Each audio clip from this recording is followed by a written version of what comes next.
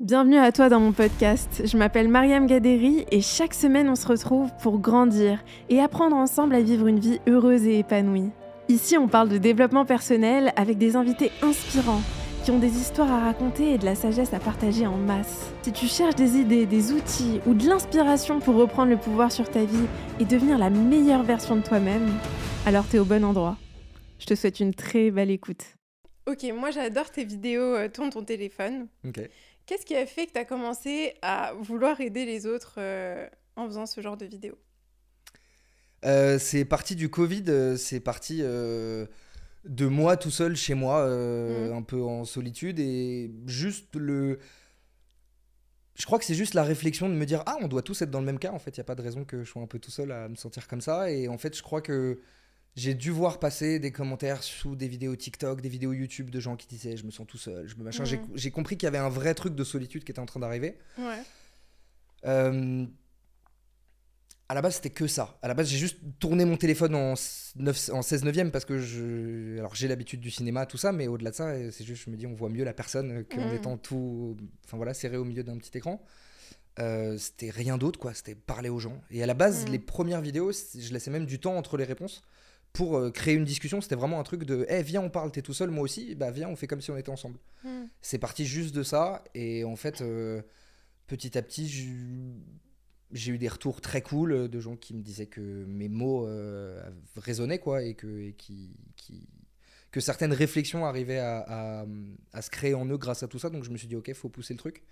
Et du coup là, ça s'est transformé en des vidéos où je parle pendant une minute, 2 minutes d'un sujet ou d'un autre. C'est toujours le truc aussi simple qu'une discussion entre potes parce que justement il y a plein de sujets que j'aborde pas moi parce que c'est des sujets que j'aborderai pas avec mes potes et que du coup c'est pas forcément j'ai pas les réponses, j'ai pas la bonne vision des choses ou alors peut-être pas en tout cas et typiquement on m'a beaucoup demandé de faire une vidéo sur le deuil pendant plus d'1 an et tout et en fait je l'ai pas fait parce que j'ai pas vécu de deuil très compliqué de gens très proches de moi. Le deuil le plus compliqué de ma vie c'est mon chien, tu vois, donc même si c'est pour moi la chose la plus violente de la terre, c'est pas un truc qui touche tout le monde, donc je l'ai pas faite parce que je me suis dit ça va pas leur parler et j'ai pas envie de rentrer dans un truc de il faut aborder tous les sujets parce que bah, tu fais ça. Donc, vu que tu es le psy de TikTok, il faut que tu abordes tous les sujets, sinon c'est nul. Et j'ai quand même fait cette vidéo-là. Et ça a cartonné. Et c'est à ce moment-là que je me suis dit, j'ai peut-être pas besoin d'avoir vécu les choses pour donner mon avis dessus. Et c'est là que tout le reste se développe, sans parler enfin, là, de la musique qui commence et tout. C'est toujours le truc de. Les gens aiment bien comment je parle et comment j'écris, donc on va continuer, quoi.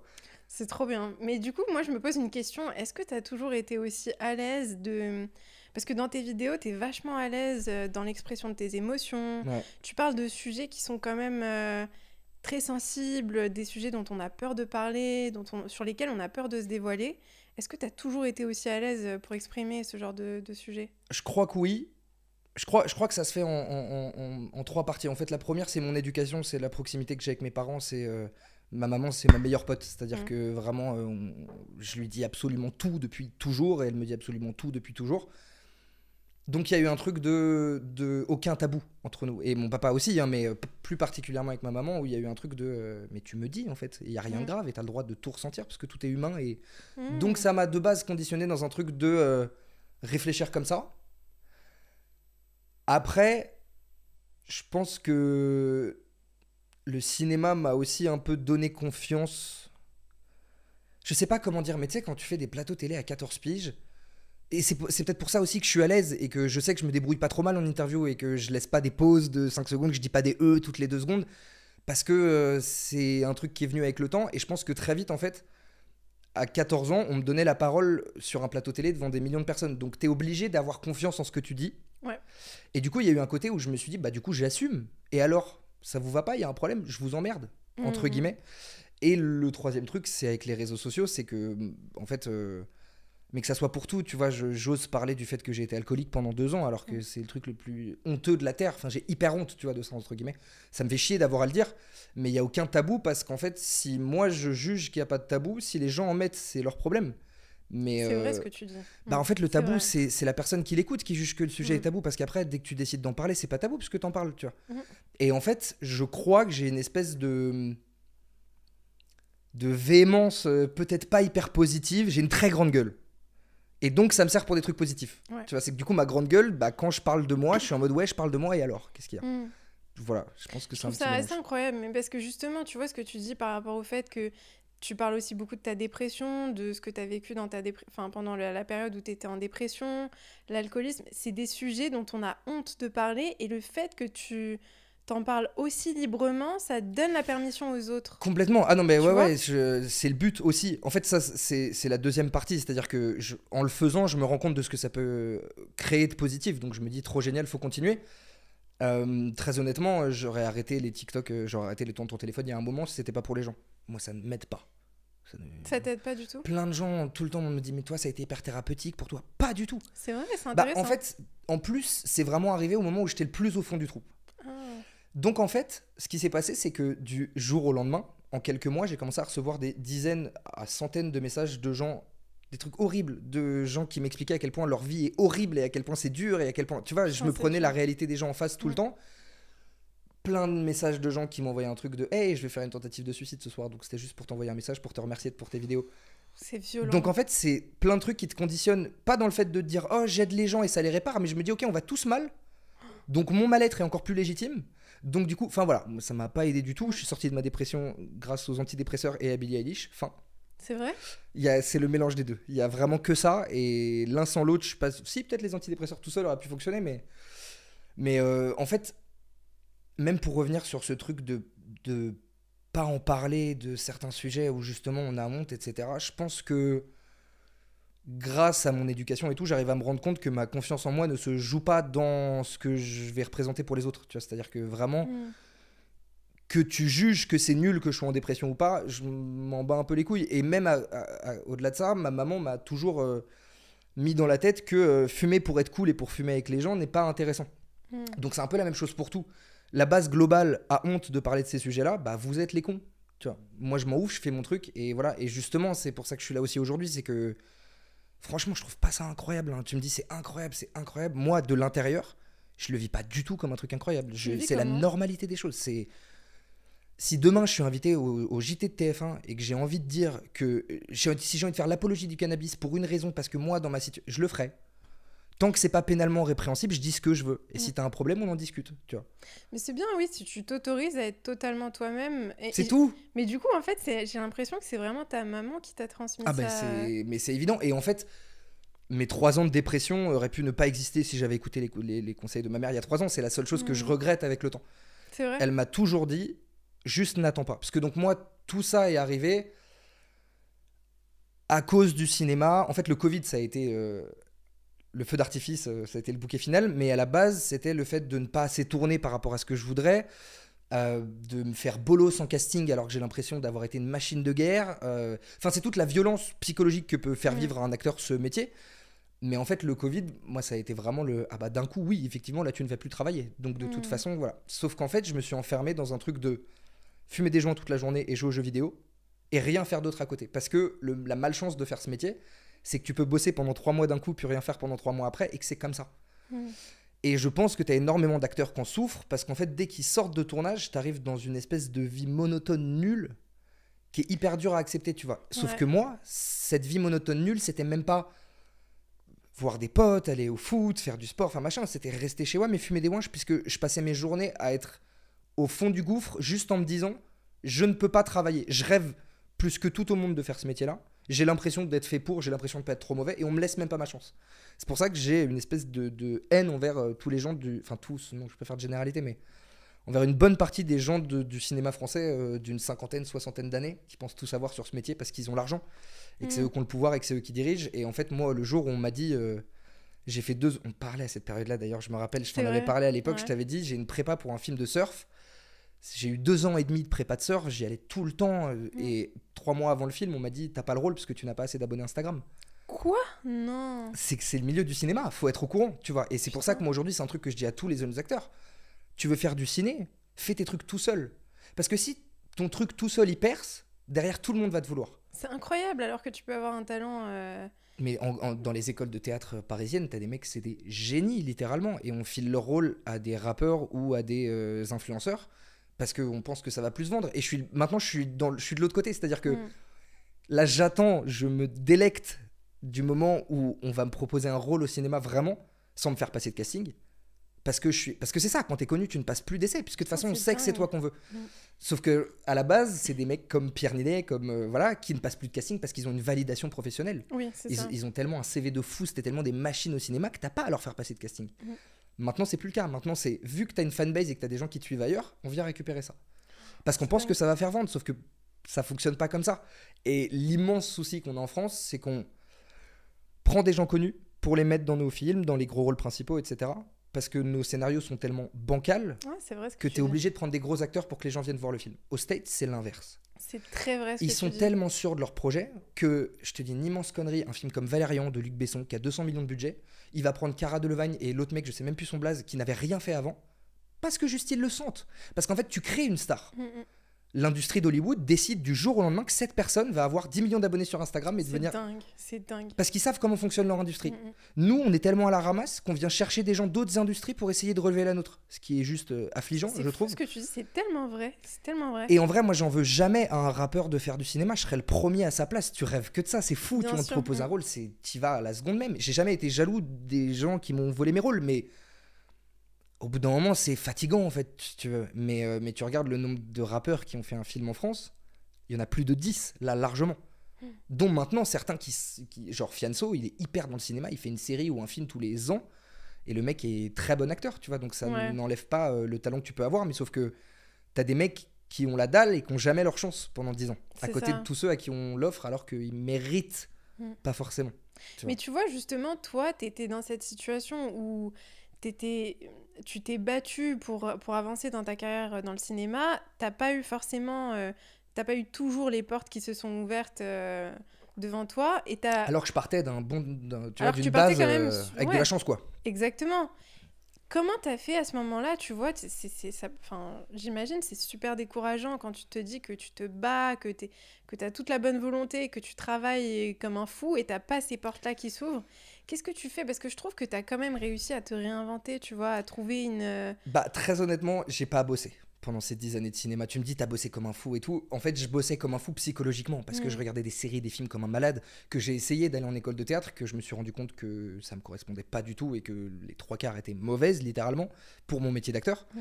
Mais franchement, j'ai pas bossé. J'ai eu un rôle au cinéma quand j'avais 14 piges parce que de la chance. On était 15 000 enfants castés pour la guerre des boutons. 15 000, c'est énorme. Ça résulte que de chance. On était peut-être 100 à être bons. Ce que je veux dire, c'est que je dis pas que je suis mauvais. Je dis juste que sur une aussi grosse échelle, c'est forcément de la chance qui est impliquée à l'intérieur. Tu vois. Donc bref, je suis parti avec énormément de chance. J'ai eu la chance que ma famille vienne entièrement du cinéma, parce que mon grand-père était à la Comédie Française. Ma grand-mère était danseuse, ma maman est coiffeuse, mon papa est cascadeur, régleur de cascade. Enfin bref, je suis dedans depuis que je suis tout petit. J'ai jamais voulu y être. Ça me dégoûtait ce milieu, j'étais en mode vas-y, ça a l'air nul et tout, je voulais pas, je voyais mes parents partir 3 mois en tournage, ça me traumatisait plus qu'autre chose. Je me suis retrouvé dessus par hasard, j'ai été fou amoureux de ce milieu et donc je me suis dit je vais continuer, mais j'ai pas bossé. Donc c'était compliqué en plus d'avoir cette espèce d'injustice et de me dire j'ai tout donné et ça marche pas, parce qu'en fait ma maman m'a toujours dit t'écris plein de scénarios, j'ai écrit en tout, je dois avoir 3 longs métrages, 4 séries et 5 courts métrages d'écrits, j'en ai jamais fait un seul. C'est énorme. J'aurais pu faire prendre vie à quoi que ce soit. Essayer à l'iPhone. T'as rien besoin en vrai. Et c'est ce qu'il dit Orelsan. Il dit si tu veux faire un film, t'as juste besoin d'un truc qui filme. Dire j'ai pas de matos ou pas de contact, c'est un truc de victime. Oh ouais, c'est et pas pour mal, le ça. coup, c'est extrêmement vrai. T'as besoin de rien ni personne. Et moi, c'est ce que je dis à tous les gens aujourd'hui qui veulent faire ce métier. Je dis va sur YouTube, fais des sketchs. On viendra te chercher. Mais en fait, vu que je travaillais pas, j'étais dans ce truc de me dire bon bah en même temps ça met du temps, mais en même temps je branle rien. Mais je sais pas, j'avais pas envie, c'était pas naturel, c'était très bizarre. Et en fait à l'inverse, ce qui est très particulier avec ce métier, c'est que tu ne décides pas. C'est peut-être le seul métier du monde où t'es professionnel. J'ai des contrats, je suis payé très bien quand t'es en tournage, t'es quand même très bien payé comme acteur.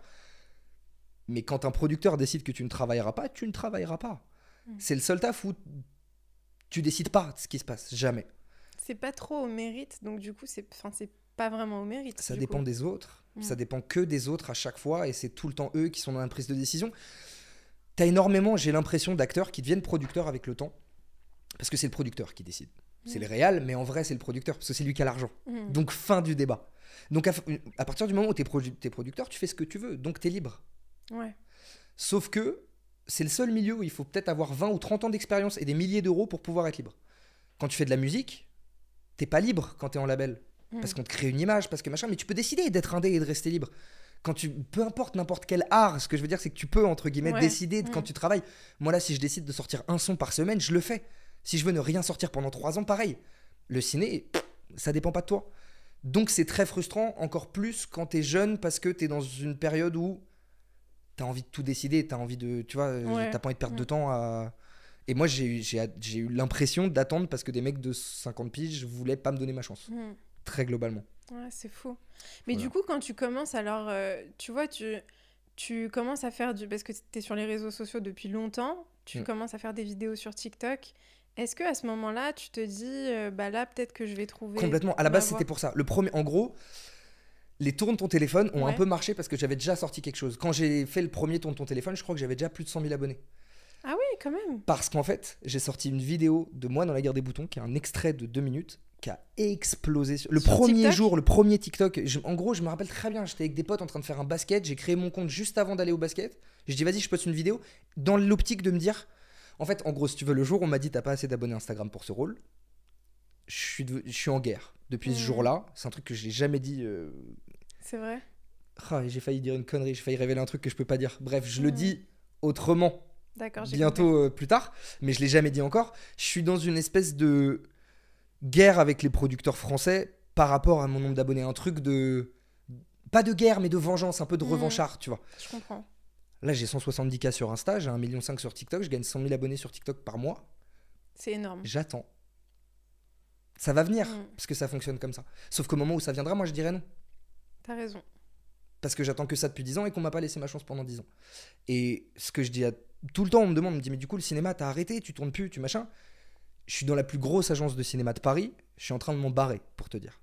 Donc j'abandonne. C'est-à-dire que j'ai vraiment... C'est trop précieux d'avoir un agent dans une aussi grosse agence. J'ai tous les castings, je passe même des castings pour des films américains et tout. J'ai give up. Parce que ça m'a tellement trop mal, j'ai dit au revoir.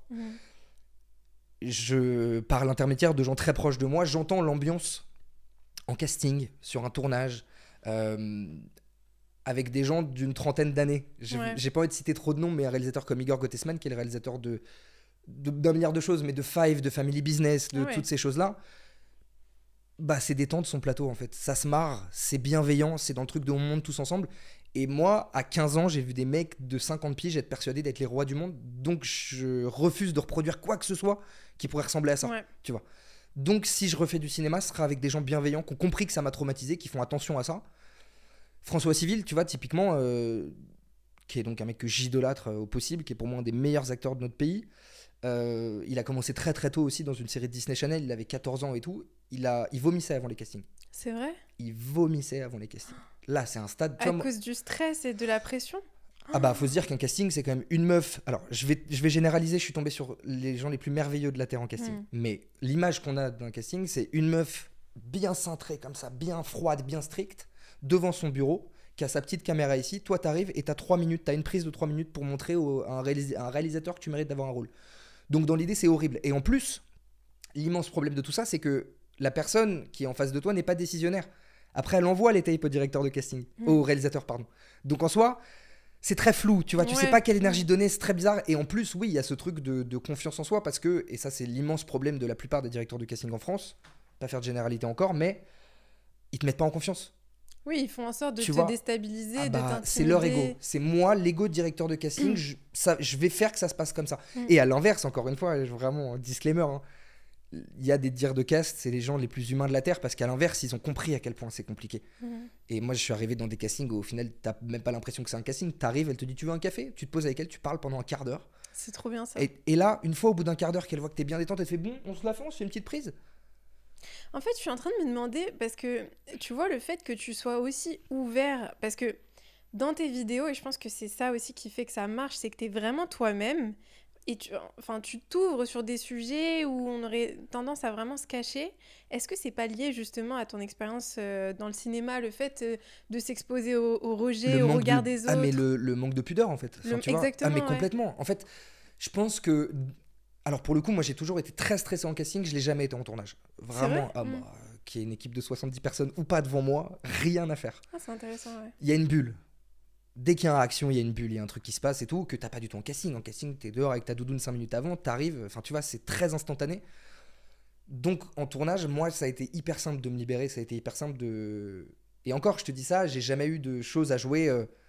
j'ai jamais eu à fondre en larmes, à trembler. Si, en fait, je te dis ça, si, je l'ai fait. Bon, bref, ça va, tu vois. Ouais. Et en fait, j'ai l'impression que ça m'a effectivement aidé à comprendre qu'on s'en fout de la pudeur. Ça m'a pas débloqué, parce que j'ai pas non plus l'impression... Je suis pas extraverti sur tous les sens du terme. Je sais pas si tu vois ce que je veux dire, parce que de base, j'ai l'air très extraverti. Ouais. Mais j'ai plein de côtés très enfermés et très, que je garde bien pour moi. Et je montre que ce que j'ai envie. En vrai, je suis hyper dans le calcul. Et si ça se voit pas, ça veut dire que justement, je le fais bien. Ouais, mais c'est pas naturel. C'est pas naturel, et même dans mes vidéos, c'est pas naturel. Alors si, il y a un truc qui est naturel, c'est que si je rate une prise, j'abandonne la vidéo. En gros... Tu prends en une prise ta vidéo. En fait, en gros... Et c'est ça qui est intéressant, ouais. Je vais t'expliquer le chemin de comment je tourne. C'est tout le temps pareil. C'est je prends mon téléphone, tu sais, il y a un truc question sur TikTok. Ouais. J'en ai 1000 de plus toutes les semaines. Donc je me balade, j'en regarde. Dès qu'il y a un truc qui me... Tu sais, où j'ai une phrase, un truc où j'ai envie de répondre à la personne directe, où j'ai envie de lui dire, mais frérot, c'est simple, pourquoi tu... Dès que j'ai ce truc-là, je me dis, ok, je prends, je mets sur le côté. Je sors, je vais au parc à côté de chez moi avec ma petite caméra. Je commence, je prends un sujet, j'essaye. Si c'est bien, je continue, parfait et tout. Là, il y a deux options. Soit je finis ma vidéo et en général, je la poste. Ou alors je bégaye pendant, et là, ça me casse les couilles. J'abandonne complètement le sujet de la vidéo et je passe à une autre. Ah, ok. Parce que je trouve que sinon, ça enlève le côté discussion. Si tu prépares ce que tu dis, tu vois ce que je veux dire ? C'est vrai ce que tu dis. Ouais. Là, on est en face, tu me poses une question, tu me dis, Thomas, comment je fais pour ça ? Je te donne mon avis. Ouais. Si tu me laisses 2 heures pour réfléchir, je te dis un truc complètement différent. C'est trop vrai. Voilà. Non, c'est trop du coup, vrai. j'ai pas envie de perdre ce truc-là. Mais c'est vrai, mais c'est ce qu'on ressent dans tes vidéos, c'est que c'est hyper spontané. On a l'impression que tu es en train de nous parler pendant qu'on est en train de Je l'écouter. crois que c'est ça qui crée la proximité avec les gens aussi, tu vois. Parce qu'à chaque fois, je vois aux events, je dis n'importe quoi, mais au GP Explorer, là, le truc qui avait fait Squeezie, où on était plein d'influenceurs, il y avait vraiment plein de monde. Moi, il y a un truc spécial avec les gens. Je te jure, c'est pas. Non, c'est une oh, connexion. Je veux le croiser, on prend une photo. C'est à chaque fois, il y a un truc de merci. Enfin, c'est dingue. Moi, c'est fou. Hein, ça, c'est même bizarre à gérer en vrai ce truc-là. Ouais. Parce que le cinéma, il y a une distance, tu vois. Les gens, ils étaient acteurs. Waouh. Ah ouais. Alors il y a eu un très gros débat sur tout. Tu vois que c'est Mastu ou pas le youtubeur ? C'est un très gros youtubeur qui a 5 ou 6 millions d'abonnés, qui a énormément de problèmes de notoriété en ce moment. Des gens qui lui hurlent dessus dans la rue, des gens qui sonnent chez lui. J'ai entendu parler de ça, je crois. Et en fait, justement, lui, il faisait ce rapprochement-là en disant, nous, on a une proximité avec les gens. On est leurs potes, on est au quotidien avec eux. Un acteur, tu vas le voir 1h30 dans une production à 150 millions de $, tu l'as vu dans un rôle, tu l'as même pas vu lui. Donc il y a une distance qui se met, et même au-delà de ça, il y a un respect. Il y a le truc de c'est le 7e art, tu vois. Et même les jeunes, même des jeunes de 12 ans qui de base seraient pas hyper respectueux, ils croisent Omar Sy, ils font pas les malins, tu vois. C'est vrai. C'est genre, wesh, il y a Omar Sy, mais ça chuchote. Ils voient Michou, ça lui hurle dessus, ça lui balance des bouteilles d'eau en lui disant signe mon autographe sur la bouteille. Enfin, tu sais, c'est des trucs. C'est tellement vrai, ouais. Bah, en fait, les gens... Et il y a la question de jeunesse aussi. C'est que du coup, forcément, c'est un public de gens mineurs, ados. Et forcément, t'es moins respectueux que quand t'as 35 piges et que tu te rends compte d'à quel point ça fait chier la personne, tu vois. Ouais, en fait, c'est vrai que tu vas sur TikTok, tu vois ce genre de vidéo, t'as l'impression d'être en FaceTime avec les gens, en fait. Et moi, mon contenu, c'est ce que ça crée en plus. C'est que oui, il y a un côté FaceTime, ouais. Mais du coup, j'ai une question par rapport à ça, parce que je trouve qu'il y a très peu d'hommes qui parlent de santé mentale, de dépression, qui parlent de leurs émotions. Et l'autre jour, justement, ma sœur, elle m'a envoyé une stat que j'ai trouvée hallucinante, qui disait que 75% des suicides sont commis par les hommes. C'est chaud. Hein. Bah, du coup... Et du coup, en fait... La réponse est toute là. Ouais, mais tu vois, justement, je me demande, tu vois, est-ce que tu as remarqué dans tes vidéos, dans ton contenu, que ça ouvrait peut-être la discussion sur ce sujet pour des hommes aussi, alors, complètement. Après, pour revenir sur cette statistique, pour moi, c'est A plus B, c'est-à-dire que les femmes parlent plus, donc elles se suicident moins. C'est aussi con que ça. C'est fou, hein. Tu t'ouvres, donc tu te libères d'un poids. Moi, c'est vrai que il y a un truc dont je suis ultra fier, c'est que je reçois souvent des messages de mecs qui ont un compte Instagram, v'là les photos à la muscu, v'là les photos avec des meufs, v'là les photos de joueurs de foot, v'là des trucs, enfin bref, qui ont le truc bien viril, bien voilà, et qui m'envoient en mode frère, ça fait 2 heures, je suis en train de chialer dans mon lit et tout, machin. Sérieux ? Bah ouais, mais du coup, c'est des gens qui peut-être se seraient même pas posé de questions sur eux-mêmes à la base. Tu vois, qui vivent peut-être un truc qui va pas du tout, mais qui le laissent sur le côté parce qu'il n'y a pas d'introspection. Pour moi, c'est le premier travail, c'est s'écouter. Ils ont honte tu vois. aussi, il y a une honte Mais autour de évidemment. ces sujets. Et c'est l'autre partie, c'est le côté viril de l'homme ne doit pas. Écoute, que te dire de ça? Pour moi, vraiment, c'est juste une merde qui a été instaurée par nos mœurs depuis des centaines d'années et fin. Enfin, Et t'as voilà, jamais, c'est- toi, été impacté par ça? Parce que je trouve ça assez fou dans le sens où j'ai l'impression que la plupart des hommes, enfin, quand t'es garçon, quand t'es jeune adolescent, il y a ce truc de, bah, même entre mecs, il y a de la moquerie, tu vois? Ouais, après,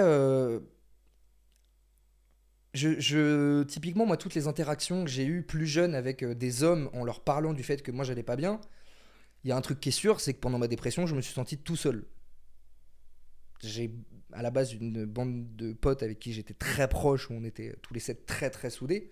Depuis ma dépression, c'est plus le cas, parce que j'ai pas du tout ressenti d'aide.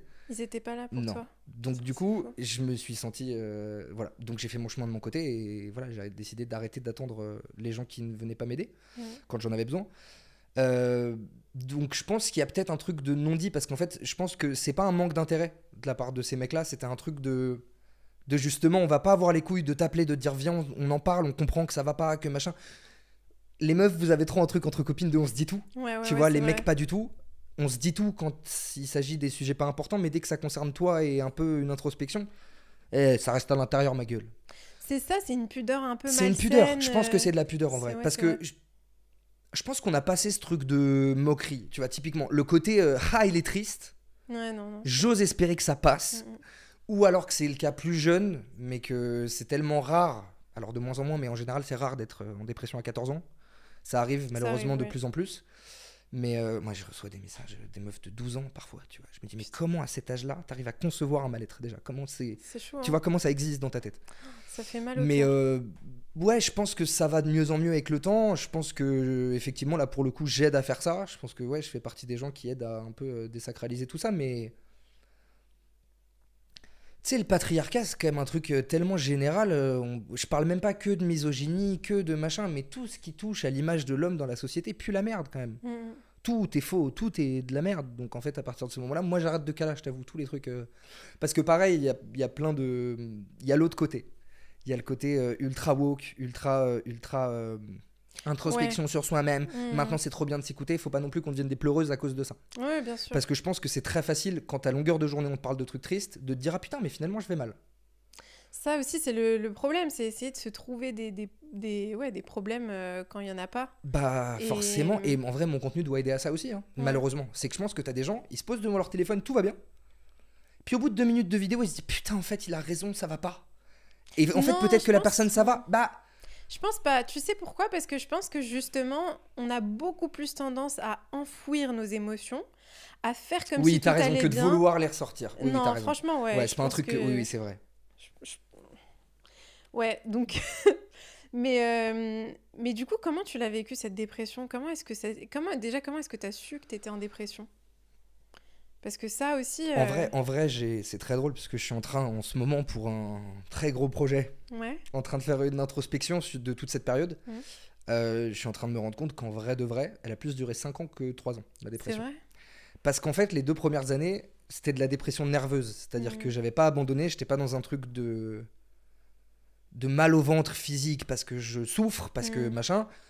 Mais j'avais déjà des bonnes sueurs nocturnes, j'avais déjà des... Mais en fait, dès que je suis rentré dans ce truc-là avec ce film, où j'ai attendu justement 2 ans et demi pour avoir un rôle, tout était compliqué, tout était... Voilà, je voulais plus rien faire d'autre, j'ai arrêté mon école de théâtre instantanément dès que je suis parti sur le film, parce que j'étais que sur ça, je voyais plus rien d'autre. Donc déjà, à cette période, il y avait un truc de pas stable. Mhm. Donc en fait, ça se trouve, ça a peut-être duré 5 ans. Je m'en suis rendu compte...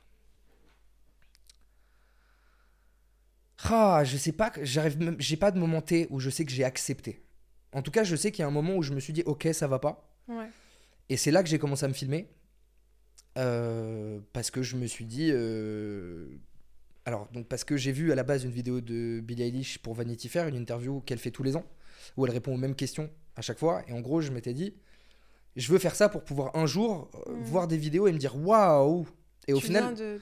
C'est ce qui m'arrive aujourd'hui, c'est que du coup pour faire cette introspection, je l'ai revu cette vidéo sur ma dépression il y a pas longtemps, Ouais. que j'avais pas du tout revu depuis que je l'avais sortie. Putain, comment tu t'es senti en la regardant?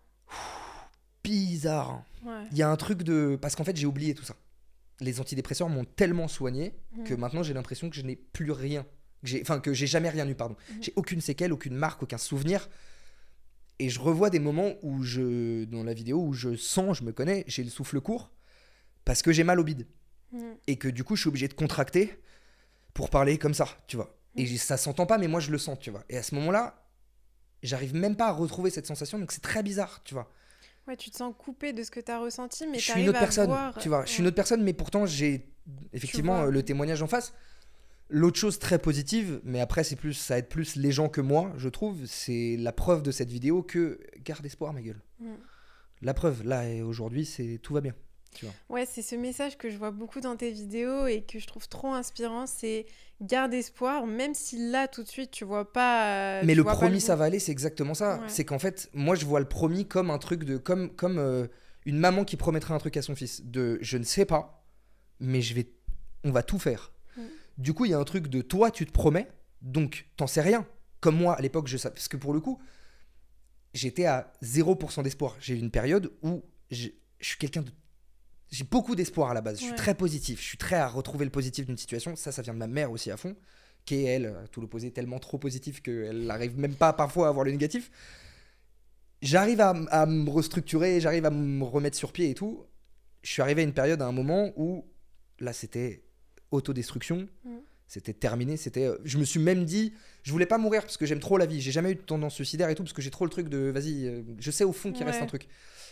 Et je pense que ça vient de mon éducation aussi. C'est que j'ai eu la chance que ma maman et que mes parents me disent toute ma vie, il y a toujours de l'espoir en vrai. Tu vois. Ouais.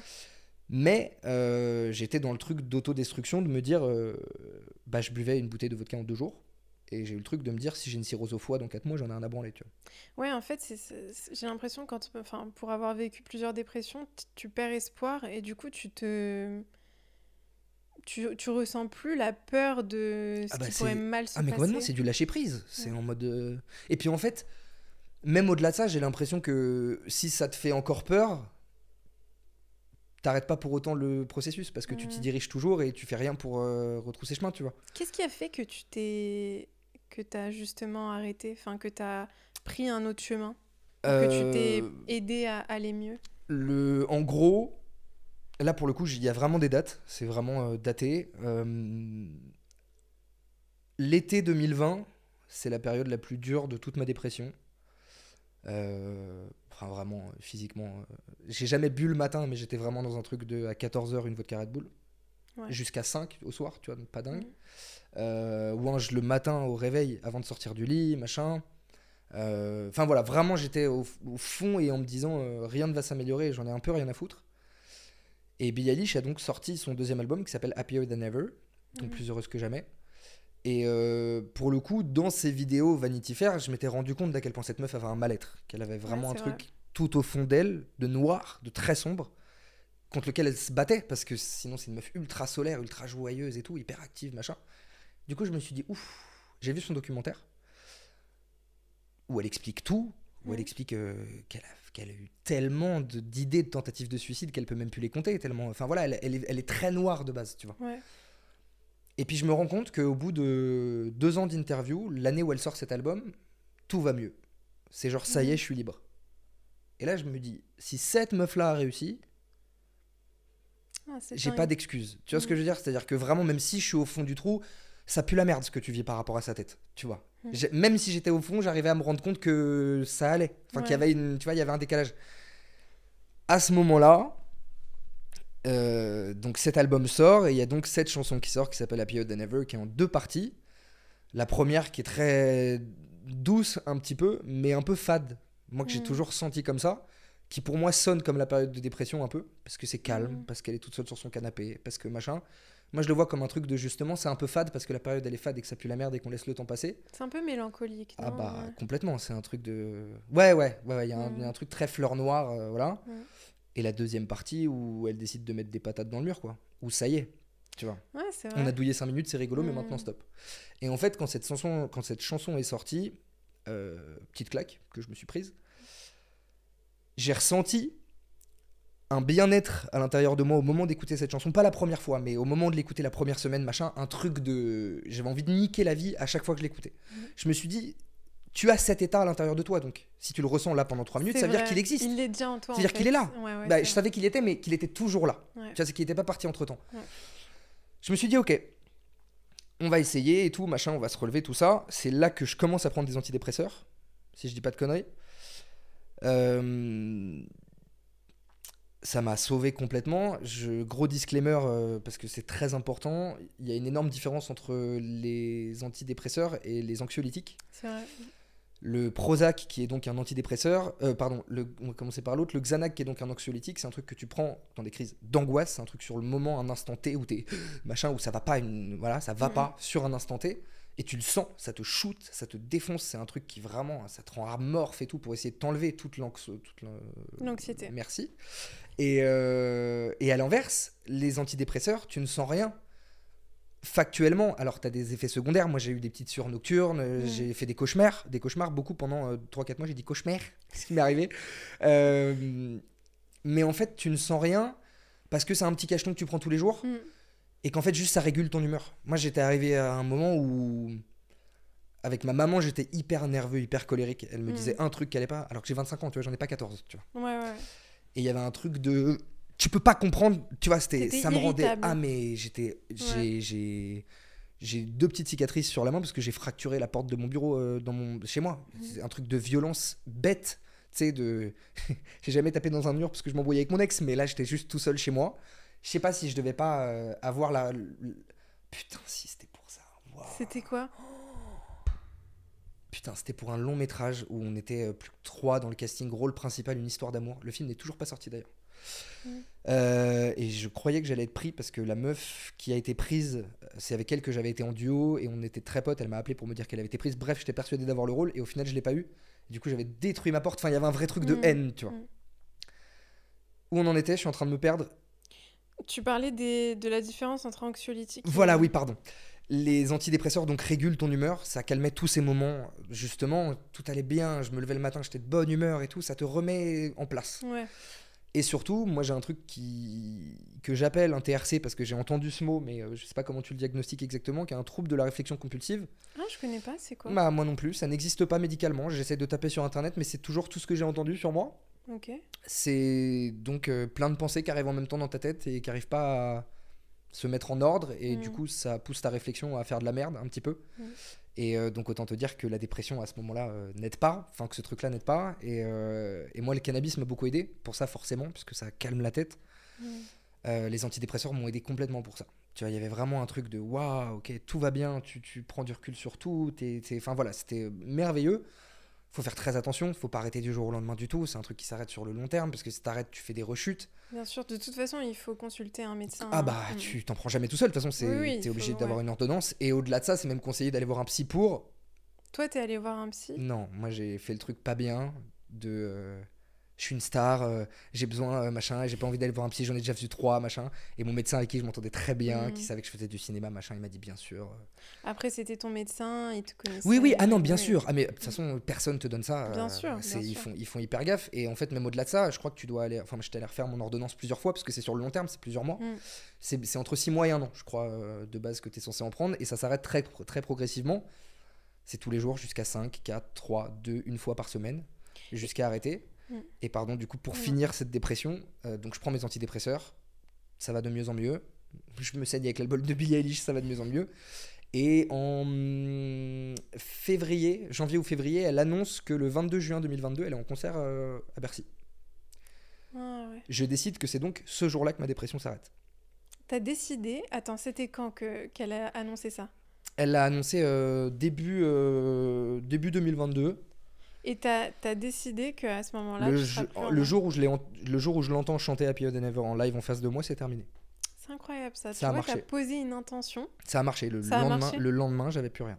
C'est incroyable. C'était mon dernier jour d'antidépresseur. Tu sais, je ralentissais jusque là pour prévoir d'arrêter le 22.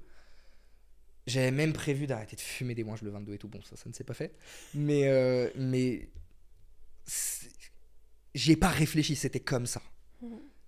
Et j'ai souvent eu ce truc de... En fait, c'est un truc qui vraiment me dirige très très fort. Le fake it until you make it, c'est vraiment, je trouve ça merveilleux.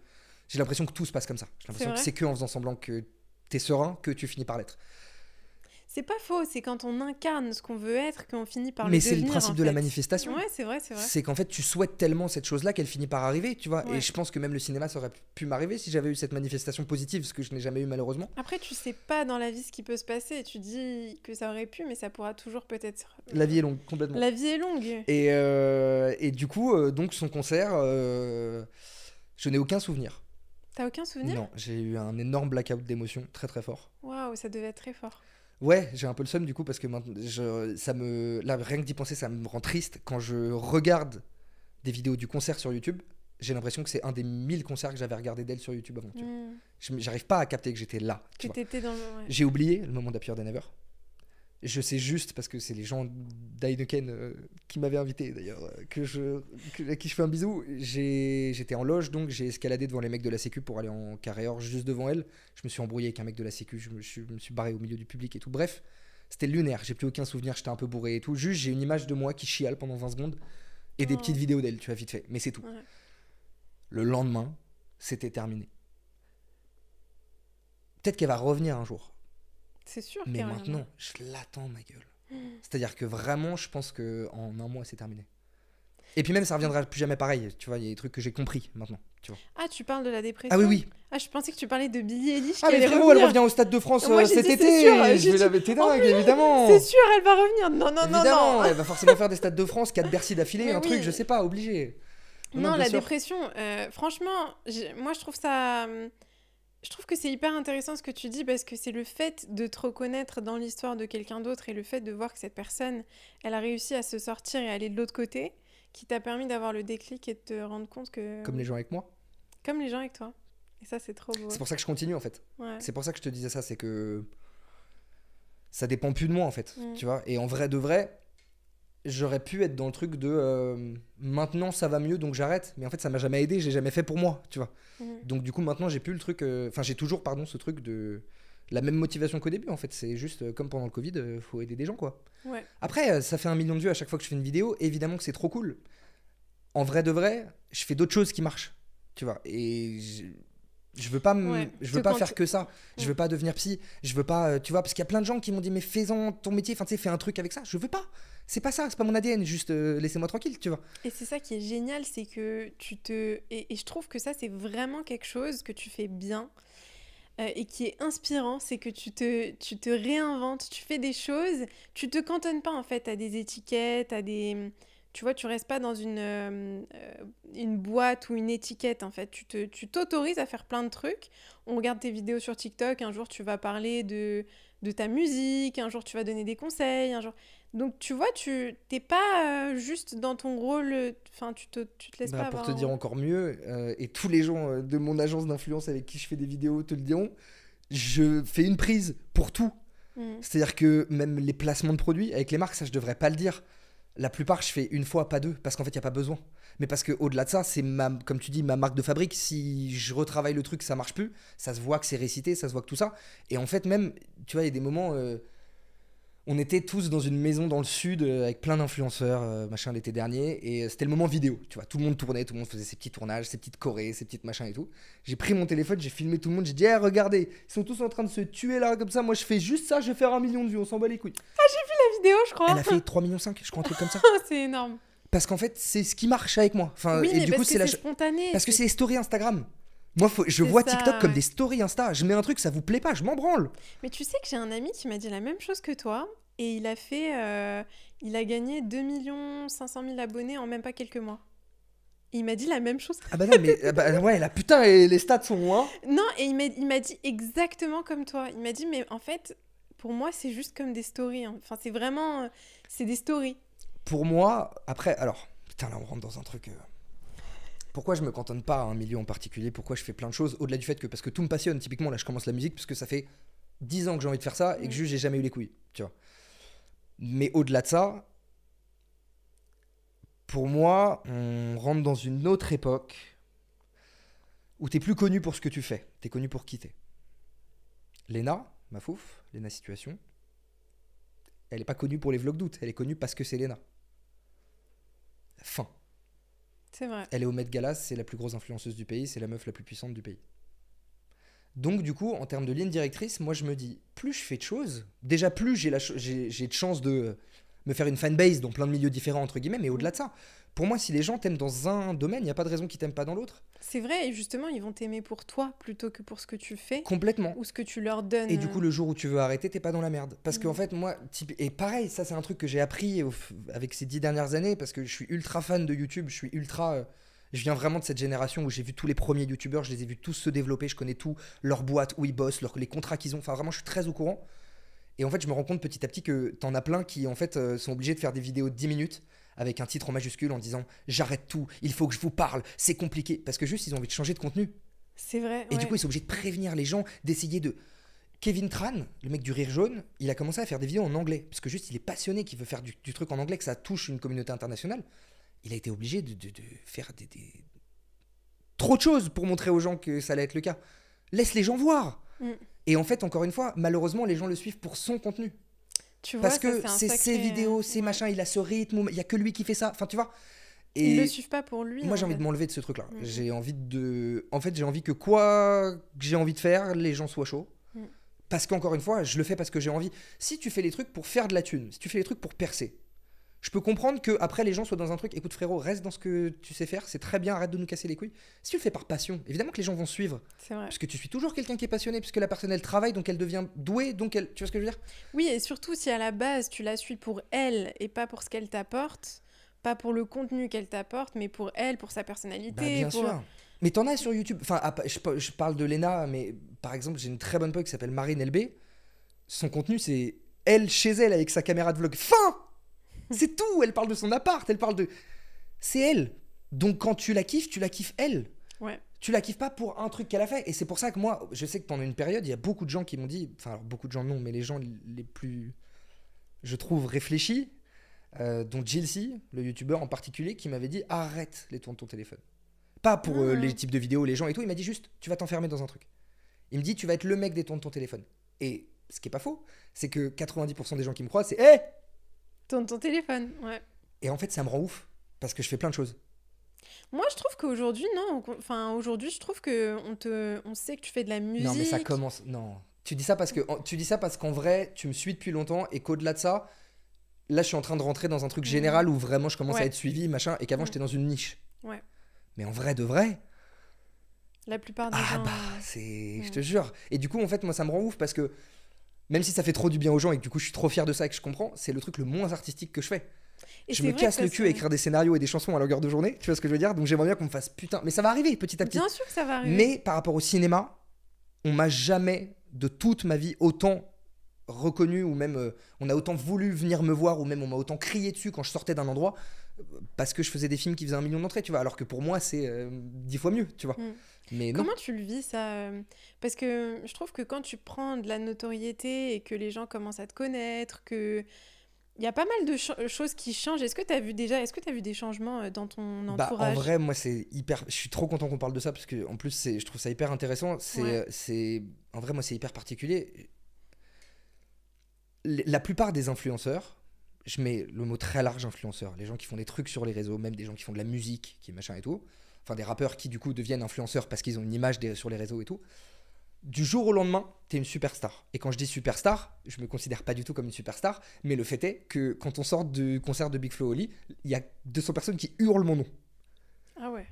Mais c'est lunaire. Mais je te montrerai, j'avais fait une story, on était avec Alaya, on sortait du Bercy de Flo et Oli. Bon, c'était notre fanbase, c'était que des gens de notre âge et tout, mais les gens comme des oufs. Au GP Explorer, les gens comme des oufs. Des 2000 personnes, tu vois. Putain, c'est dingue. À Bercy, la fosse de Bercy qui nous applaudit. Avec Alaya. Non mais ça n'avait aucun sens. Donc en fait, c'est des trucs, en vrai de vrai, hein, si jamais j'avais commencé il y a 2 ans les réseaux et tout, j'aurais vrillé, je serais devenu une merde instant. Ah, c'est intéressant ce que tu dis, pourquoi ? C'est trop. Ouais. C'est trop, on est vraiment des restas. C'est-à-dire que moi, il y a des meufs qui pleurent et qui tremblent. Il y a des photos qui il y a des meufs qui me demandent une photo, elles peuvent pas la faire. Waouh. Je te jure, non, mais ça, c'est lunaire. Ouais. Parce que moi, des gens dont je suis fanatique, je serais même pas dans ce truc-là. À part avec Billie Eilish, évidemment. Mais tu vois, je sais pas, un Nekfeu dont je suis fanatique, je le croise. Bon, alors ça me fait un truc de fou, mais c'est un humain. Enfin, tu vois, donc il y a un truc. Tu sais que c'est. Ouais. Alors, évidemment que moi, il y a aussi la dimension où quelqu'un qui a été pas bien, dès qu'elle Non, vient ouais, te parler c'est de pas ce pareil. qu'elle a Non, vécu c'est et pas qui, pareil. voilà, tu vois, c'est Quand différent. t'as impacté Mais quelqu'un... alors parlons de quelqu'un d'autre que Douam, bah, tous mes potes qui font d'autres choses, qui font des trucs, qui juste des vidéos YouTube, du fit and fun, des ce que tu veux, les gens hurlent en les voyant. Ouais. Voilà, il y a un truc de starification en tout cas. C'est ça, c'est vrai. Le fait est que je fais des plateaux télé depuis que j'ai 14 ans. Que j'ai été à 14 ans au Festival de Cannes à Vivement Dimanche avec Michel Drucker, et qu'un an après, nulle part, 3000 abonnés sur Instagram, rien. Donc, j'ai dû très vite m'habituer à la redescente. Et c'est l'immense souci des gens qui, peu importe le milieu, percent très vite, c'est qu'ils comprennent pas ce que c'est de galérer. Et en fait, à l'époque, quand on me disait ça, ça m'énervait. J'étais en mode, oui, bah moi je fais partie de ces gens-là qui vont réussir vite, et alors ? En fait, non. C'est ultra vrai. C'est-à-dire que tu ne peux pas apprécier tout ce truc-là à sa juste valeur, parce qu'en fait, je pense que tous les influenceurs et tout, ils l'apprécient juste pas à leur juste valeur. C'est-à-dire que soit ils se mettent trop sur un piédestal, soit ils ont l'impression que ça change leur vie. Pas du tout. T'as des gens qui peuvent prendre des photos avec toi à longueur de journée dans la rue, si ça se trouve, bah, tu vas pas gagner assez d'argent pour vivre comme t'aimerais vivre, tu vas pas être accompli professionnellement, enfin voilà, il y a un milliard d'autres choses. Et en fait, aujourd'hui, on est dans une période où j'ai l'impression que les gens se disent, j'ai des abonnés, donc fin du débat, je suis une star. Ouais, j'ai de l'importance, j'ai de la valeur. Et encore une fois, moi j'ai l'immense chance avec ce que je fais sur TikTok que ça crée un peu ce truc-là, mais faut quand même remettre en place le fait que, à part artistiquement, quand vraiment il y a un truc qui marque les gens, frérot, ils écoutent ton son, 5 minutes, en plus, avec l'art de la musique en ce moment, moi ils vont écouter ma chanson qui vient de sortir, 5 minutes après ils passent à autre chose. Il faut l'accepter. Il faut comprendre que tu n'es qu'un moment dans la vie des gens parmi machin. Après, il y en a pour qui tu prends plus de place. Et ces gens-là sont tes fans. Ouais. Et c'est des gens qui te suivent toi plus que les autres et tout. Mais encore une fois, ça ne... Enfin, je sais pas comment dire. Que tu sois artistiquement développé ou pas du tout. Ou juste que tu fasses des vidéos... je sais pas, tu fais des vidéos drôles ou tu fais un peu le con sur TikTok. Basta, tu fais rien d'autre de créatif et tout. Ça suffit. Parce que tu fais du bien aux gens. Ouais, c'est vrai. Donc il y a un truc à prendre. Mais faut... En fait, c'est intéressant ce que tu dis parce que...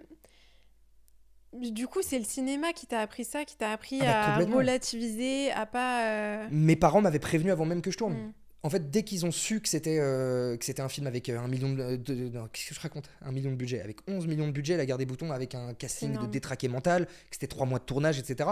Ils ont su qu'il allait se passer quelque chose après. Que ça allait être un film blockbuster, qui plateau télé, tout ça. Instantanément, ils m'ont dit, là, il va se passer des trucs de fou, Thomas. Mais calme-toi. C'est très bien que tes parents étaient mais prévenus. c'est le Graal. Et C'est moi, j'en connais, je ne nommerai pas du tout de nom, mais j'ai des gens de qui j'ai été très proche, qui ont explosé assez vite et qui ont été persuadés qu'ils allaient pas arrêter de tourner de leur vie. Moi, ça a été le cas au début. Et c'est en vrai, ma dépression vient de ça, vient de la claque dans la gueule que je me suis pris de me rendre compte qu'on me laissait pas faire mon métier, tu vois. Parce qu'en soi, si on m'avait laissé tourner un peu comme je voulais, entre guillemets, ou au moins assez, j'aurais pas vrillé, tu vois, ça aurait été tranquille. Mais du coup, pourquoi tu dis qu'il y a 2 ans, si t'avais vécu ça, t'aurais réagi différemment ? La notoriété. Parce qu'en fait, je me suis senti comme... j'ai perdu... Alors, putain, on rentre dans un truc très personnel. J'ai passé une soirée avec une meuf avec qui je m'entendais très très bien, que je connaissais depuis des années, qui est très détente, très ouverte, physiquement, tout va bien, on s'entend très bien, machin. Il y a de l'ambiguïté, il n'y a pas de pression, il n'y a rien. Juste, on est censé se pécho et passer la nuit ensemble et tout va bien. J'ai passé 2h30 sur mon canapé à vraiment overthink en me disant... Alors, attends, est-ce que j'essaie de l'embrasser ? Parce que si elle me recale, comment on fait ? Si, machin. Je suis redevenu un mec de 13 ans, tu vois. Et en fait, je me suis rendu compte que... Donc là, c'est l'exemple pour te donner, mais c'est généralisé. C'est-à-dire que j'ai eu une période pendant 3 ans où j'étais la plus grosse merde du monde. Pourquoi tu dis ça ?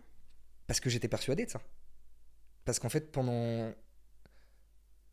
Au-delà de la dépression, au-delà du mal-être, le fait que tu tournes pas, le fait que tu aies un rôle principal qui te passe tourner parce que t'as pas assez d'abonnés, le fait que y ait un mec, une meuf que t'adores, dont t'es archi fan, que tu rencontres en soirée, et qui te cala pas et qui s'en bat les couilles de toi, et que... Enfin, c'est des mini-détails, mais en fait, petit à petit, je me disais, mais en fait, t'es une merde, frérot. C'est-à-dire qu'en fait, t'es persuadé, toi, qu'il y a un potentiel, mais rien du tout. Et je suis arrivé vraiment dans un truc de niveau confiance en toi, tu peux pas faire moins, tu vois. Donc en fait, maintenant que c'est remonté, et c'est remonté très fort, là depuis j'ai 2 fois plus confiance en moi qu'avant, et c'est-à-dire que là je peux tenir tête à DiCaprio en lui disant oui je suis talentueux, qu'est-ce qu'il y a Donc c'est génial, mais ça vient aussi du fait que j'ai pris du recul sur moi. Si dès le début tu te dis je suis quelqu'un de génial et je suis merveilleux, déjà c'est la merde parce que entre guillemets tu deviens Alors après, il y a deux choses. Moi, je trouve qu'il y a deux choses qu'il faut toujours mettre en perspective. Quand on parle de quelqu'un de connu, on dit est-ce qu'il est cool ou pas. Et souvent, alors en plus dans le cinéma, les gens vont te dire oui ou non, très très succinctement, tu vois. Ouais. Il y a des gens qui sont irrespectueux. C'est-à-dire que tu as des gens qui vont mal parler aux troisièmes assistantes, à la petite régie, à la petite assistante régie qui va venir t'apporter ton café, tout ça, qui va pas la regarder dans les yeux, pas lui dire merci et tout. Ça, c'est des fils de pute. C'est vrai. Je regarde la caméra, c'est des chiens de la casse. Ouais, c'est vrai. des mecs qui sont tellement faibles psychologiquement qu'ils doivent. Je suis tellement d'accord voilà. avec toi. À l'inverse, t'as des gens qui savent ce qu'ils veulent, qui savent qu'ils sont pas n'importe qui savent que s'ils en sont là, c'est pas pour rien, qui veulent être respectés et qui veulent surtout que ça soit fait comme eux l'entendent professionnellement, dans le respect. J'ai 1 milliard de noms en tête et j'en dirai pas parce que c'est des gens qui. On peut dire que t'es un but de toi-même. Pour moi, ça veut juste dire savoir ce que tu veux. Quand il y a un très gros acteur qui va te dire. Alors juste, excuse-moi, mais là je vois sur le make-up, il y a un truc là, excuse-moi, il y a un décalage, là vraiment c'est craignos, moi je le vois, non mais je pense que ça se voit pas à l'image, oui, non, moi je le vois, c'est important, donc tu me changes ça s'il te plaît. C'est chaud de parler comme ça, tu fais le mec un peu en parlant comme ça, mais t'es professionnel. Oui. Tu vois, je sais pas comment dire, il n'y a pas d'irrespect, mais non, jamais. Tu manques pas de respect, t'es juste, tu t'affirmes t'es carré. Ouais. Et en fait, au-delà de ça, en poussant le truc encore plus loin, par exemple, pour Reborn, moi, le court-métrage clip là, que j'ai tourné, il y avait donc 450 figurants et j'ai fait 6h30 de photos avec les gens après le tournage. Wow, on a commencé à tourner à 5h et j'ai fait des photos de 13h à 19h30 dans le cinéma. Et chaque personne qui me disait pourquoi est-ce que humainement vraiment je l'ai aidé, donc moi ça me touchait, donc psychologiquement j'en ai chié. Tu vois. 6 heures comme ça, ouais, c'est énorme. C'était fou. Et en vrai, avec le recul, je comprends même pas comment j'ai fait. Parce que les 2 premières, je les ai senties passer. Après, c'est lunaire. C'est tellement magique. C'est un moment que j'ai attendu pendant 10 ans. Il est hors de question. En fait, c'est surtout ce que j'ai dit au début. Je savais pas combien de temps ça allait durer. J'ai dit, c'est hors de question qu'il y ait quelqu'un qui parte, qui a attendu toute la matinée. Les mecs, ils étaient venus un mardi matin à 6h du mat. Il y en a qui venaient de Suisse. Enfin, tu vois. Donc, hors de question que je fasse pas de photos avec les gens. Mais vu que tout le monde me parlait, j'ai pris en moyenne 5 ou 10 minutes avec chaque personne. Et en fait, à la fin des 6 heures, tout le monde m'a dit c'est incroyable, t'as fait 6 heures de photos. Et j'étais en mode ouais, mais je veux devenir Justin Bieber. Tu crois que Justin Bieber, il se plaint quand il a 6 heures de photos à faire? Bah non, c'est une machine de guerre, il est professionnel. Je suis d'accord. T'as des rêves, assume-les jusqu'au bout. Tu vois ce que je veux dire? Ouais. C'est le même truc de. Et c'est pour ça que je reviens sur ce truc de.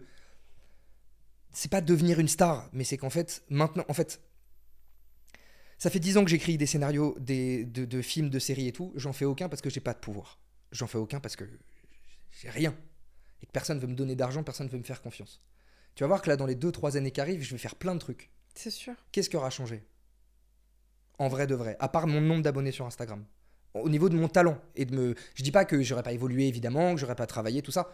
En termes de talent brut à la base, mon scénario, ce que je veux dire, c'est que je pourrais même te ressortir un scénar de 2017. On va me le valider aujourd'hui, on va me dire c'est un chef-d'œuvre. Je l'ai écrit quand j'étais au fond.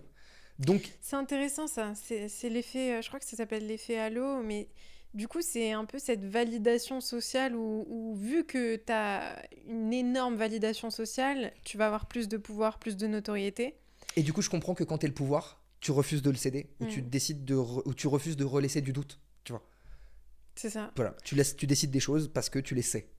Et il y a un truc que tu as dit, j'ai vu une de tes vidéos récemment où tu dis, où tu parles du fait qu'on a souvent tendance à pas se sentir assez bien et à mettre un peu les autres sur un piédestal en se disant que tout le monde a un... Je l'ai vraiment sorti il y a 3 jours. Ouais, je sais. au courant, ok. J'ai adoré parce que je trouve que c'est trop vrai. Sur le regard des autres. Ouais, tu vois, sur le fait qu'on a souvent tendance à se mettre dans une posture où je suis pas assez bien, je suis pas assez beau, pas assez belle, pas assez intelligente, talentueuse, etc. Mais par contre, les autres, non, pour les autres, c'est trop facile. Et puis c'est surtout que les phrases de je suis pas assez belle, je suis pas assez machin, c'est jamais la phrase toute seule. C'est je suis pas assez belle par rapport à. C'est vrai, ça c'est vrai. Tu vas jamais dire juste je suis moche. Même si tu le penses et que tu penses que c'est lié à personne d'autre, moi je te le dis, ça vient forcément d'un traumatisme que tu as eu avec des gens à l'école, avec ta famille, avec une meuf qui te montre que physiquement t'es pas comme il faudrait. Tu vois ce que je veux dire? C'est très vrai. Mais évidemment. Ouais, si on était tout seul, on se dirait pas... Quel intérêt de te comparer s'il y a pas le mot comparaison n'existe pas en fait. Encore une fois, tu peux pas te comparer avec toi-même, ça n'existe pas. Tu peux pas te comparer avec une base, ça n'existe pas. C'est la base, c'est les mœurs de notre société. C'est le fait que faut avoir un 90, 60, 90, sinon ça va pas. C'est ça, et puis même dans une autre de tes vidéos, je crois que c'était une de tes abonnées qui te parlait de ses complexes, qu'elle se trouvait pas forcément belle, etc. Et Et ça, c'est un vrai sujet, le fait de s'accepter, tu vois. Complètement, ouais, ouais. Est-ce que tu arrives, toi, à t'accepter, à te sentir Bah, en plus, au-delà de ça, moi j'ai l'impression que ça peut très vite devenir hypocrite. de s'accepter? Non, de dire qu'il faut s'accepter. Ah, ok, vas-y Je alors. trouve que, je vais pas faire de généralité, mais que sur tous les trucs coach de vie, machin, tout ça, il y en a quand même une grosse partie qui sont en mode mais frérot, tu t'acceptes, c'est facile après, tout suit. C'est comme si juste il suffisait d'accepter quelque chose, de signer un truc, tu vois. J'ai l'impression que. Parce que si tu t'acceptes, ça veut dire que tu veux pas changer. Si tu veux pas changer, ça Non, veut dire pas que tu veux pas forcément. t'améliorer. Bah, moi, je le vois un peu comme ça. Mais on a souvent tendance à voir l'acceptation comme se résigner, alors qu'en fait, non. Non, en Ah, fait, mais complètement. ouais. Tu vois, genre, ok, j'accepte que je suis comme ça, bah je me résigne, je change pas, je fais pas d'efforts pour prendre Oui, soin de tu parles du moi. côté positif. Mais en C'est. fait, Oui, moi, je parle plutôt du côté je m'accueille, complètement. tu vois, en anglais, on dit embrace yourself. Bien sûr. Tu vois ce que je veux Exactement. dire? Mais le problème, c'est que du coup, si tu t'accueilles, moi, je pars du principe que ça me satisfait. Que je me Mhm. satisfais de moi. Après, moi, j'ai un truc. Je suis ultra carriériste. Il y a rien qui compte dans ma vie à part mon travail. Voilà, à part ma maman, mon chat et mon travail, rien. Donc à partir de ce moment-là, moi ça vient avec ça. Mais en fait, je pense que encore une fois, on s'accepte de manière différente sur plein de sujets. S'accepter physiquement, c'est pas pareil que s'accepter professionnellement. Tu vois, moi professionnellement, j'accepterai jamais rien. J'accepterai que quand j'aurai ma maison entre la terre et l'espace et que j'aurai fait. Enfin, tu vois, je sais pas que je contrôlerai le monde. Là, oui, ok, il y a un truc. Mais moi, je veux dire plutôt, tu vois, S'accepter soi-même.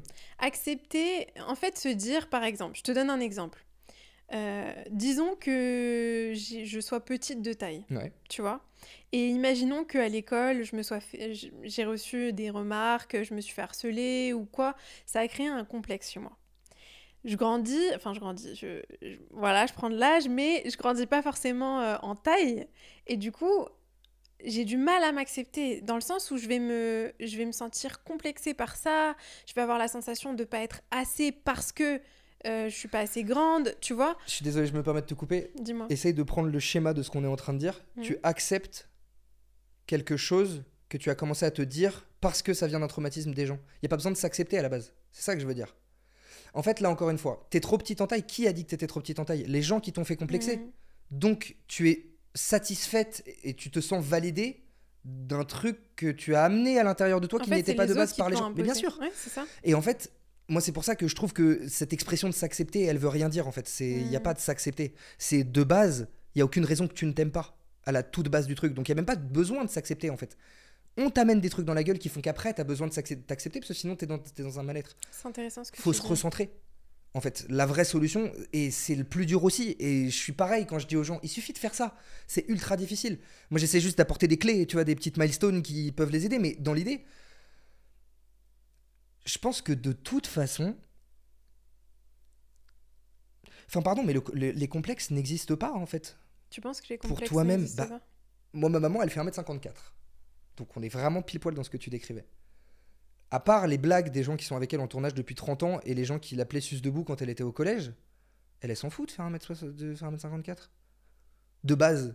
Tu vois, moi, je me pose une question par rapport à ça. C'est que j'ai l'impression qu'il y a certaines personnes ou que parfois on a tendance à prendre ce genre de moments et se dire parce que parce qu'on m'a transmis cette insécurité, Ouais. je suis bloquée dans ma vie, je peux pas faire ça, je peux pas faire ci. Euh, c'est pas pour discréditer ce que les gens ressentent, on ressent chacun Ouais, nos complètement, complexes et bien tout, sûr. mais parfois on a tendance à trouver peut-être un petit confort là-dedans en se disant bah, vu que je suis comme ça ou vu que je suis comme ci, je peux pas réaliser mes rêves, je peux pas faire Bah ça, je bien peux sûr, pas et faire puis c'est ci. plus facile. Hein. C'est moins compliqué de rester dans sa zone et de se dire bon bah de toute façon je pourrais pas le faire parce que j'y arriverai pas parce que en fait moi j'ai l'impression qu'au-delà de ça en fait c'est des excuses et même le complexe en soi quand je dis ça n'existe pas c'est que c'est une excuse c'est-à-dire que c'est une mœurs c'est parce que en revanche pour revenir là on parle vraiment de complexe physique purement Ça peut non être mais un... là, Ouais, ok. en parlant de ça purement tu trouves que t'es trop grand. Il y a une meuf, elle fait 1m90. Elle dit c'est une horreur, machin. Je te jure que si tu vas en Suède, frérot, il y aura plus aucun souci. Tout est une question de perspective. Mais en fait. évidemment. Parce qu'en fait, t'es trop grande pour les gens qui sont autour de toi. Est-ce que t'es trop grande pour toi? Pas du tout. Tu vois la vie de plus haut. Il est où le problème? Tu vois ce que je veux dire? Non, mais quand c'est petit, c'est pareil. Gros, c'est pareil. Maigre, c'est pareil. Encore une fois, moi, je sais plus qui c'est qui disait ça dans un sketch. Ah non, c'est pas dans un sketch, c'est dans The Office. Parfait. Dans la saison, je dirais 5 ou 6, à mon avis, Steve Carell dit au personnage de Kevin, qui est donc énorme. Je l'adore, Kevin. Il lui dit. En gros, c'est un truc justement, c'est l'épisode sur où il y a Michael Clamp où il joue le gros là. C'est un truc sur l'acceptation de soi justement et tout. Et il essaye d'être gentil et de le rassurer. Et à un moment, il dit à Kevin, si t'étais au Japon, tu serais un sumo très prometteur. Et c'est horrible de dire ça comme ça. La blague est à mourir de rire, c'est Ricky Gervais, voilà. Mais dans l'idée, il a pas tort. Ouais. C'est le principe de Michael Scott d'ailleurs, c'est qu'il dit que des conneries, mais que des fois il y a des petites vérités qui se glissent. C'est vrai. Mais en vrai, quelqu'un qui va se trouver gros, si tu l'amènes dans un pays où tous les gens autour de lui ressemblent, il va pas se trouver gros. Il y a pas de. Encore une fois, c'est ne pas être dans les cases, c'est ne pas être dans la normalité. Et c'est pour ça qu'en fait, moi, tu vois, typiquement, par rapport à ma vision du cannabis, pour revenir sur le truc de je suis moi-même et je vous emmerde. Ma maman m'a toujours dit, dernièrement, pour ton image, parce qu'elle a évidemment le truc. Aujourd'hui, on est en train d'accepter le cannabis dans les mœurs et tout, c'était pas du tout le cas il y a 10 ans, tu vois. Donc elle avait forcément le truc de me dire, Tom, tu vois, je mettais des photos sur Insta de bœufs, de machin, elle me disait ça pour le tournage, pour le cinéma et tout. C'est pas super et tout, machin. Et oui, mais en vrai, je suis comme ça. Donc aujourd'hui, je parle de bœufs et je l'assume et je vous emmerde. Et en fait, encore une fois, là, moi, je suis en train de reprendre le sport. Là, ça fait 2 mois que je fais du sport. Ouais, j'ai vu. Pourquoi je fais du sport? Parce que j'ai un bide de merde, j'ai du gras, j'ai 25 ans. J'assume de le dire, il est où le problème? Je suis censé dire que j'insiste pas, que je vous encule. Pardon. Non, mais tu vois ce que je veux dire? C'est vraiment un truc de. Et en fait, j'ai l'impression que c'est peut-être. En fait, au moment où tu te rends compte que quand tu ouvres ta gueule, les gens disent rien, parce que les gens te respectent quand tu ouvres ta gueule.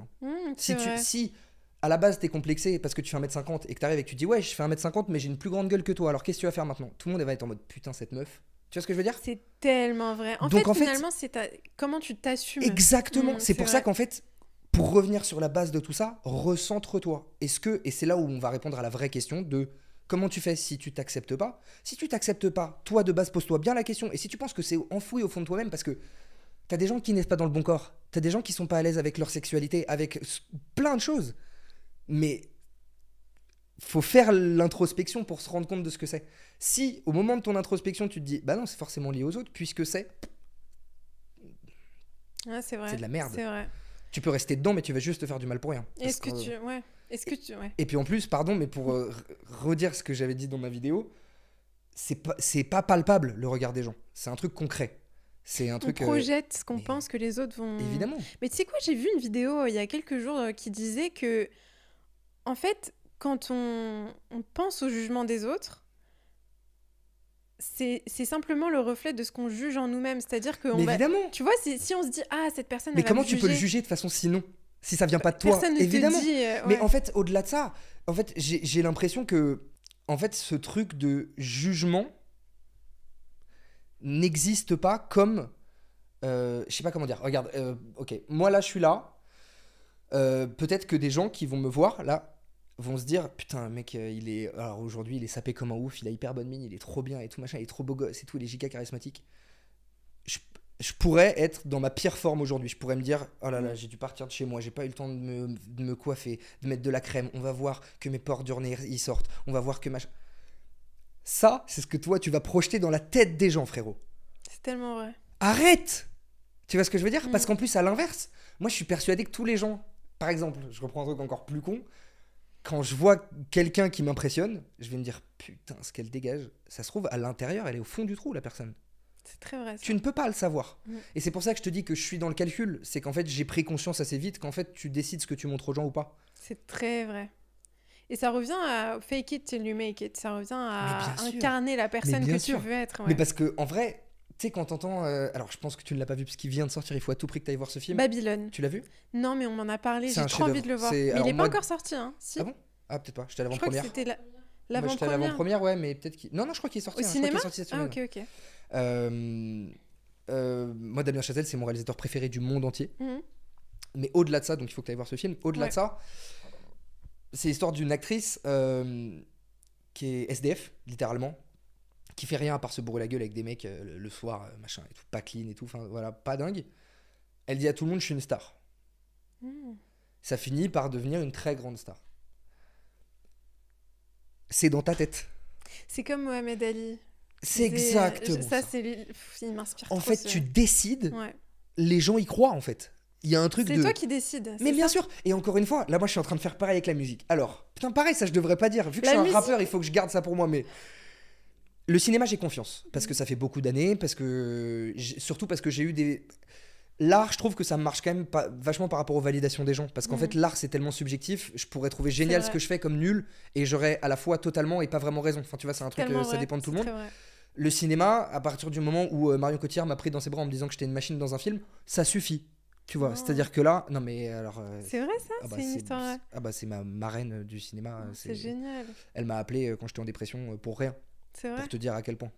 Humainement, c'est une meuf hors du commun. Elle a l'air, ouais. Ah bah c'est le comble de l'humanité. C'est-à-dire que t'as pas plus humain, c'est cette meuf. Donc cinéma, donc j'avais eu des validations qui faisaient que j'avais confiance. Et j'étais encore dans le fake it until you make it parce que même en tournage, au moment où je suis en face de Guillaume Canet, je me chie dessus. Je fais croire que je suis hyper détente, mais je me chie dessus. C'est dingue. Le résultat, c'est quoi ? J'ai l'air détente. Et en fait, j'ai l'impression que la musique, moi, là, typiquement, là, demain, tu m'annonces que je dois faire un concert. Alors, je peux même peut-être déjà remplir la Cigale. J'ai la chance d'avoir déjà une communauté, c'est peut-être chambé. C'est pas ça le problème. Tu me mets devant 10 ou 20 000 personnes, je suis comme ça. Parce que j'ai aucune confiance en ce que je fais musicalement. Mais parce que en tu viens studio, de démarrer, je pense. Mais évidemment, c'est ce normal. que je suis en train de te dire. L'autre jour en studio, je venais d'écrire un couplet et il y avait donc le producteur, donc l'ingé son et tout, et un autre rappeur qui était là vite fait. Je suis sorti fumer et écrire mon couplet. Je suis rentré, j'étais hyper content de ce que j'avais écrit. Vraiment, je me suis dit putain, c'est chambé et tout. Au moment de commencer à le faire, souffle coupé, les mains moites, les machins, parce que en fait, moi j'aime bien, mais ça se trouve ça va être de la merde. Et ça se trouve au moment machin, moi je vais m'enflammer, mais lui il va trouver ça nul. Et putain, tu fais de l'overthinking de merde. Ouais. Donc du coup tu te bloques tout seul. Donc du coup machin. J'ai pas encore confiance pour être capable de faire croire bien, mais c'est en marge. Mais je trouve ça génial que tu le dises parce que de l'extérieur, les gens ils peuvent se dire. Mais c'est le principe de la télé. Le mec, il a sorti ses. Tu vois, moi j'ai écouté ta musique, j'ai adoré, mais on se rend pas compte derrière qu'il y a tout ce process où tu vas en studio, où tu peux douter de toi, où tu peux te sentir pas légitime. C'est bien de le dire parce qu'il y a des gens qui... Non mais c'est vrai, parce qu'il y a des gens qui ont envie de se lancer, que ce soit dans la musique ou toute forme d'art ou d'entrepreneuriat, et ils vont pas se sentir... C'est exactement pour ça qu'en fait, de base, j'explique à quel point c'est compliqué. C'est-à-dire que pour moi, il y a deux choses à part. Il y a le fait de croire en ses rêves et d'avoir de l'espoir.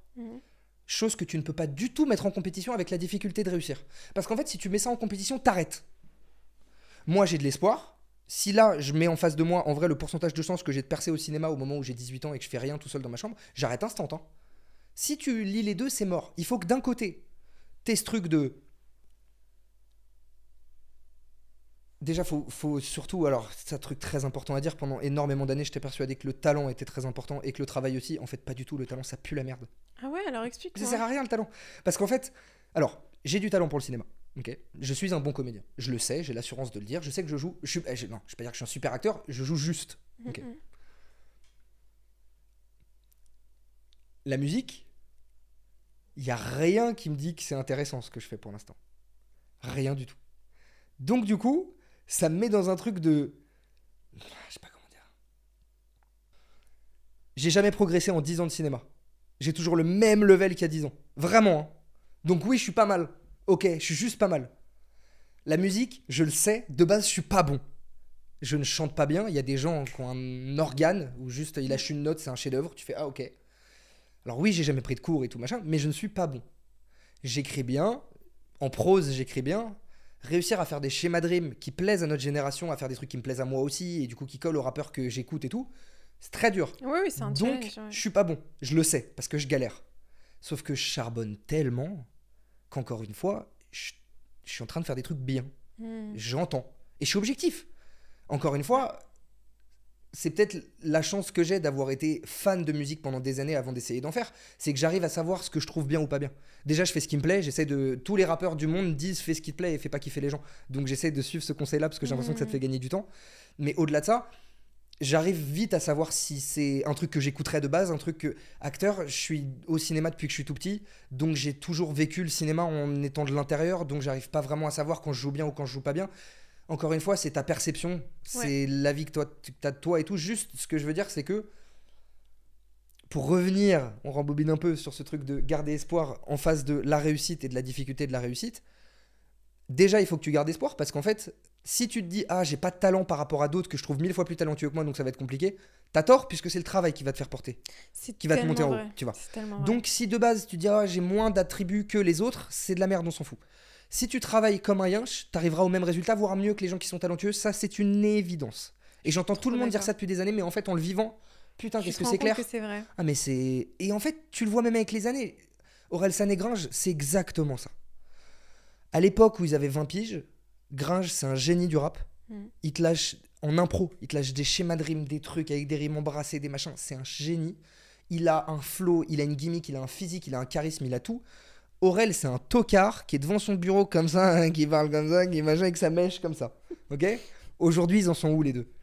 Il y en a un qui fait 4 Bercy. Et l'autre, parce que, alors, 1 milliard de choses et il a une vie pas simple, Gringe, mais il a pas bossé et il le dit lui-même.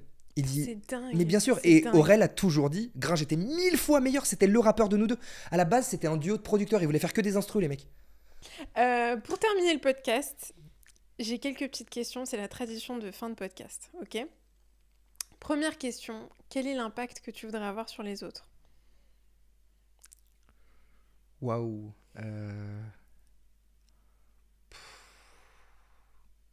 Pouvoir apporter que de la bienveillance, qu'à chaque fois qu'il y a un lien avec moi, c'est-à-dire qu'on me voit quelque part, qu'on m'entende quelque part, que juste il y a du bien qui soit tiré de ça, peu importe ce que ce soit.